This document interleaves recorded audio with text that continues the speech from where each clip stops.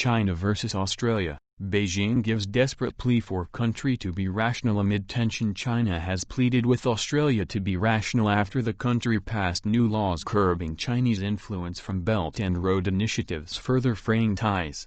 Australia's new legislation could allow its foreign ministry to scrap agreements between China and local authorities.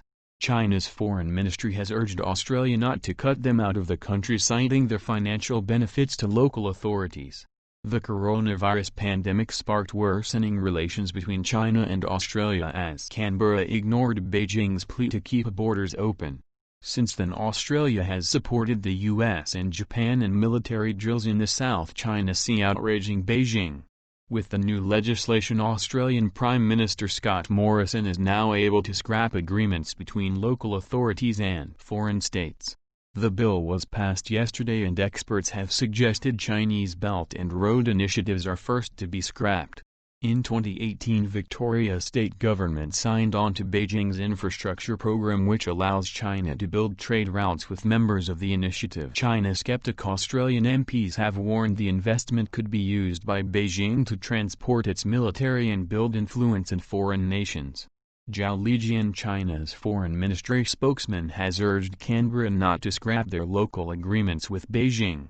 He said in a press conference, "The cooperation between China and Victoria under the framework of the Belt and Road Initiative is conducive to enhancing the well-being of the people on both sides."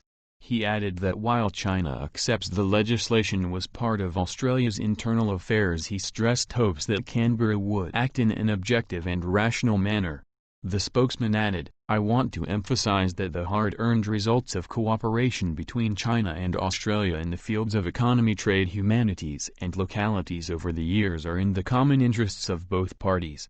Victoria's Premier Daniel Andrews, who signed the agreement with Beijing, has urged Canberra not to rip up the Belt and Road deal. He said, "If you rip up agreements, you don't reset things, you do something entirely different.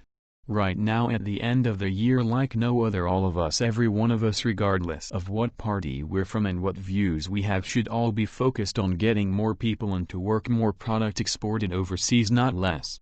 In 2019, the Belt and Road Initiative cost China $1 trillion in energy and infrastructure projects, with Victoria seeing millions in investments.